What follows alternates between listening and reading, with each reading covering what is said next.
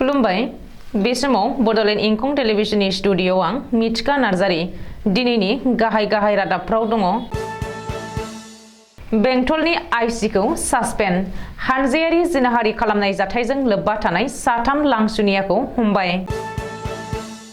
आसाम सरकारा दिनै 1208 मासियाव थिसनथाइ होदों। रायजोनि खुंथायाव माखासे सोलाय-सोल' खालामदों। जिपि सिंहआ आसामनि डिजिपि जागोन बुंदों हिमन्त। प्रमद बर'आ बडोलेण्ड सोमावसारनायनि मुंख्लं खाम्फानि अन्थाइ खुन्थिया गायसनबाय। 10 सान सिगाङाव नाव जाब्रबथायजों बोरसि दैमायाव गोमानाय सिजौ खेरखातारिनि गोथै देहाखौ मोनबाय। आमसुनि आफादगिरि अब्दुल रहिमनि हेंथायै रायजो राजानि सोमावसारनाय। दानिया फैदो आबुं रादाबाव।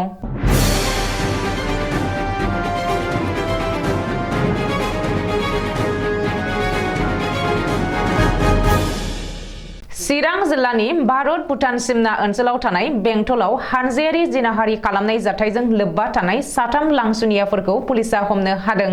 चिरां पुलिसा दिनै हमदों साथाम लांसुनियाखौ। मख'नो गोनांदि बेंटल आउटपस्टनि आइसि आफजाल हुसेनखौ सासपेन्ड खालामनायनि उनावनो हानजायारि जिनाहारि खालामनाय जाथाया सोराङाव फैदों। रिपर्ट बायदिब्ला दायनिगिरिफोरखौ रैखा खालामनो नाजानायनि अजद होनायनि उनावनो आइसि आफजाल हुसेनखौ थांनाय हराव सासपेन्ड खालामनाय जादों। ओरैहाय आफजाल हुसेनखौ सासपेन्ड खालामनायनि उनावनो दिनै साथाम लांसुनियाखौ पुलिसा हमदों। नाथाय गुबुन 4 लांसुनियाफोरा दासिमबो खारखोमानानै दङ। बबेखानि हमजानाय लांसुनियाफोरखौ फारियै गुलजार हुसेन, पबित्र राय आरो गणेश राय होनानै सिनायथिदों। रिपर्ट बायदिब्ला चिरां जिल्लानि नांगलफाङायाव सा 7 लांसुनियाफोरनि मोनसे हानजाया सासे आइजोखौ हानजायारि जिनाहारि खालामनो नाजादोंमोन। बे जाथायनि हेंथायै आइजोआ बेंटल आउटपस्टआव एजाहार होदोंमोन। नाथाय आइसि आफजाल हुसेना लांसुनियाफोरखौ रैखाथि होनानै आइजोखौसो केसखौ बोखांनानै लाफिननो थाखाय बायदि हुमखि होदोंमोन। बेनि उनावनो आइजोआ खौरां बिजोंनि खाथियाव साफियो आरो उननि समाव आइसि आफजाल हुसेनखौ सासपेन्ड खालामनाय जायो। आसाम सरकारा दिनै 1200निबो बांसिन बिजाथिफोरखौ गुबुन मासियाव थिसनथाइ होदों। गिबि मन्त्रि डक्टर हिमन्त बिश्व शर्मानि नुजाथिनायाव दिनै आसाम सरकारा आरोबाव थिसनथाइ रानदों। मिथिनो हानाय बायदिब्ला गुवाहाटी नोगोरमानि श्रीमन्त शंकरदेव कलाक्षेत्रआव खुंनाय मेहेरगोनां हाबाफारिनि गेजेरजों आसाम सरकारा दिनै सावस्रि आरो नखर बिफाननि गुबुन मासियाव 1208 बिजाथिफोरनो थिसनथाइलाइ गथायदों। दिनैनि बे हाबाफारियाव गिबि मन्त्रि डक्टर हिमन्त बिश्व शर्माजों लोगोसे सावस्रि बिफाननि मन्त्रि केशव महन्त, रायजो सभानि एमपि पबित्र मार्केरिटा, डिजिपि भास्कर ज्योति महन्त, एडिजिपि जिपि सिंह आरो मोन्नैबो बिफाननि गोजौ थाखोनि मावख'गिरिफ्रा बाहागो लायो। सुलुङाव फोरमायथिनाय बायदिब्ला आसाम सरकारा दिनै थिसनथाइ होनाय 1208 मासिफोरनि गेजेराव 1136 मासिया सावस्रि बिफाननि आरो गुबुन मोन 72 मासिया नखर बिफाननि। मख'नो गोनांदि दिनैनि बे थिसनथाइयाबो आसाम सरकारनि 1 लाख थिसनथाइ होनाय बिथांखिनिनो मोनसे बाहागो। आसाम सरकारा रायजोनि खुंथायाव माखासे सोलाय-सोल' खालामदों। रायजोखौ गेबेङै खुंनायनि थांखियै खुंथायाव थानाय गोजौ थाखोनि बिबानगिरिफोरखौ सरकारा सोलाय-सोल' खालामदों होननानै मिथिनो हादों। रिपर्ट बायदिब्ला नारायण कुंवरनो हायार इडुकेसननि नेहाथारिनि बिबानखौ होबाय। बेबायदिनो 4 एफिबिएननि कामान्डेन्ट शिलादित्य सेटियानो नखर आरो राजखान्थि बिफाननि नेहाथारि बिबान होबाय। तिनसुकिया जिल्लानि जिल्ला बेंगिरि पावार नरसिंहखौ ट्रेन्सफार खालामनानै राङारि बिफाननि नेहाथारि महरै थिसनबाय। पावार नरसिंहनि जायगायाव चपनिल पालनो तिनसुकियानि जिल्ला बेंगिरि बिबान होदों।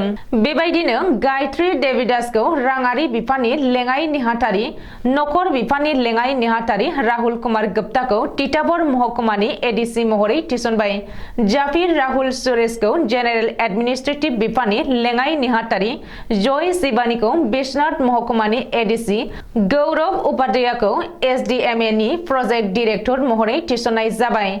दरंनि जिल्ला बेंगिरि प्रणब कुमार शर्माखौ आइजो आरो खुदिया अनसाय बिफाननि एडिशनेल सेक्रेटारि, धेमाजिनि जिल्ला बेंगिरि असमी कुमार भट्टाचार्यखौ नखर आरो राजखान्थि बिफाननि एडिशनेल सेक्रेटारि महरै ट्रेन्सफार खालामनानै पल्लबी फुकननो धेमाजिनि जिल्ला बेंगिरि बिबान होबाय। काबिरी बरकाकति शर्माखौ माजुलिनि जिल्ला बेंगिरि, सीमान्त कुमार दासखौ डिमा हासावनि जिल्ला बेंगिरि, विद्युत विकास भागवतीखौ साउथ सालमारीनि जिल्ला बेंगिरि, पुरबी गगैखौ बजालि महकुमानि एडिसि, माजुलिनि जिल्ला बेंगिरि पुलक महन्तखौ जरहाटनि जिल्ला बेंगिरि, मुनिन्द्र नाथखौ दरंनि जिल्ला बेंगिरि, लासित कुमार दासखौ हजाय महकुमानि एडिसि, मानवेन्द्र देव रायखौ INPRनि जयेन्ट सेक्रेटारि, दीपु कुमार देकाखौ हा संरैखाथि बिफाननि जयेन्ट सेक्रेटारि आरो दिपेन बर्मनखौ रङिया महकुमानि एडिसि महरै थिसननाय जाबाय होननानै मिथिनो हादों।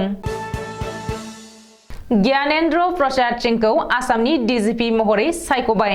1991 मायथाइनि IPS अफिसार GP सिंहआ आसामनि DGP जागोन होननानै गिबि मन्त्रि डक्टर हिमन्त बिश्व शर्माया दिनै अफिसियेलि फोसावदों।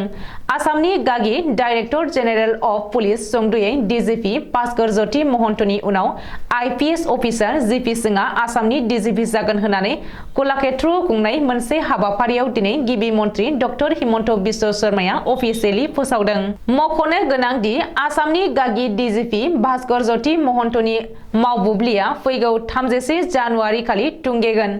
31 जानुवारि खालि भास्कर ज्योति महन्तआ आजिरा लानायनि उनाव बै सानखालिनो GP सिंहआ आसामनि गोदान DGP महरै बिबान रुजुनगोन।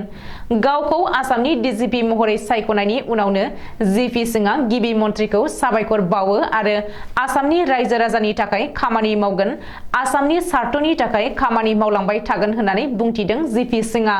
बेखौबो मख'नो नांगोन दि भास्कर ज्योति महन्तनि बिबानखौ सोर रुजुनगोन बेखौ लानानै थांनाय साननैसोनिफ्रायनो रायजोआव सावरायनाया सोलिगासिनो दंमोन। बेनि गेजेरावनो GP सिंहखौ आसामनि DGP फोसावनानै गिबि मन्त्रिया बे सावरायनायखौ बेखिनियावनो फोजोबदों।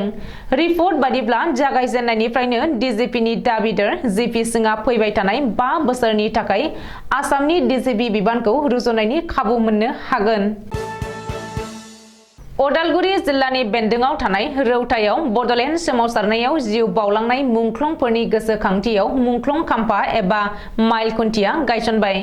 BTCनि गाहाय प्रमद बर'नि आखाइजों दिनै बडलेण्ड सोमावसारनायनि मुंख्लं खाम्फानि अन्थाइ खुन्थिया गायसननाय जादों। मख'नो गोनां दि रौतानि बडलेण्ड फोथाराव खुंगासिनो थानाय दुलाराय बर' फरायसा आफादनि 55थि बोसोरसालिया जथुम्माजों लोब्बा लानानै दुलाराय बर' फरायसा आफादा बडलेण्ड सोमावसारनायाव जिउ बावलांनाय मुंख्लंफोरखौ गोसोखांनानै मुंख्लं खाम्फा गायसनगोन। बेखौबो मख'नो नांगोन दि दुलाराय बर' फरायसा आफादनि गोलाव सम सोमावसारनायनि जारिमिन आरो बर' हारिनि जारिमिनखौ गोथाङै लाखिनो थाखाय BTC सोरखारनि मदद होनायाव रौतायाव 50 बिघा गुवार फोथाराव बडलेण्ड मुंख्लं खाम्फानि बिथांखिखौ मावफुंगोन। बबेखानि बे बिथांखियाव दोनथुमसालि एबा मिउजियाम, बिजाब बाख्रिजों लोगोसे सोलोंथायारि फसंथान आरो गुबुन गुबुन फसंथानफोरखौ लाफानाय जादों। BTCनि WPT बिफाननि SOPDनि सिङाव BTC सोरखारा 1.50 कोटी रां दिहुननानै हरदों। उननि समाव बे बिथांखिखौ मावफुंनो थाखाय गोनां जानाय रांनि मददखौबो BTC सोरखारा बानस'गोन होननानै BTCनि गाहाय प्रमद बर'आ फोरमायदों। बाक्सा जिल्लानि सालबारि महकुमानि बेन्दोंआव थानाय सापाकामारनि बोरसि दैमायाव बोखांनो हादों 10 सान सिगाङाव नाव जाब्रबथायजों गोमानाय सिजौ खेरखातारिनि गोथै देहाखौ। बाक्सा जिल्लानि मैनामाथा गामिनि सिजौ खेरखातारिनि होननानै मिथिनो मोननायजों लोगोसे रोखा जादों। सोलिफु जानुवारि दाननि 17 जानुवारि खालि मैनामाथानि 9 लाइमोन सेंग्राफोरा मानासाव नावजों दावबायनो थांनानै गिदिंबोफिननाय समाव लामा ससेयाव नावनि जाब्रबथाया जादोंमोन। बे जाब्रबथायाव गोमानाय मैनामाथा हेलासिगुरिनि सतीश चन्द्र खेरखातारिनि आंगो फिसाज्ला 22 बोसोर बैसोनि सिजौ खेरखातारिया 10 साननि सिगां नावनि जाब्रबथायजों गोमानानै दंमोन। लोगोफोरजों लोगोसे नावजों माहारियारि मानास हाग्रामायाव दावबायहैनानै गिदिंबोफिननाय समाव लामा ससेयाव नावनि जाब्रबथायजों भुगिनांनानै गोमानानै दंमोन सिजौ खेरखातारिया। SDRF हानजाया साननै बेखि दैमानि बिखायाव नागिरदोंमोनब्लाबो मोनाखैमोन सिजौनि गोथै देहाखौ। सनिबारखालि फुंनि समाव सापाकामारनि बोरसि दैमायाव बोखांनो हादों सिजौ खेरखातारिनि गोथै देहाखौ। गोबां अजदनि गेजेरजों अब्दुल रहिमनि हेंथायै राजा लामायाव ओंखारदों गावनि ओनसोल नरसिंबारिनि जौसेनिबो बांसिन रायजोफोरा गावनि ओनसोलावनो गंसे औवानि दालांखौ लानानै दुथां खामानि मावनायनि अजद दिखांदों अब्दुल रहिमनि हेंथायै रायजोफोरा अजद बायदियै आनन्द बाजारनिफ्राय नरसिंबारि थांनाय लामानि गंसे औवानि जेनलाबनि सोनाब फारसेनि हाजार हाजार रायजोआ बे जेनलाबजों थांलाय फैलाय खालामनायाव हेंथा होदों आमसुनि आबादगिरि अब्दुल रहिमा सोनाब फारसेनि रायजोफोरखौ बे औवानि जेनलाबजों थांलाय फैलाय खालामनायाव हेंथा होबोबाय थादों आमसुनि आफादगिरि अब्दुल रहिमा जायनि थाखाय रागा जोंनानै ओनसोलनि सुबुंफोरा अब्दुल रहिमनि हेंथायै गुबुन गुबुन स्लोगान होनानै गोख्रों सोमावसारनाय हाबाफारि लादों गावनि न' गामि रायजोनि दुखु खस्थ' बुजिनानै अब्दुल रहिम बायदि सुबुङा आमसु बायदि मोनसे आफादखौ माबोरै जौगानाय फारसे लांगोन होननानै सोंथि खालामदों रायजोफोरा। दिनैनि रादाबा एसेनोसै गोजोन्थों।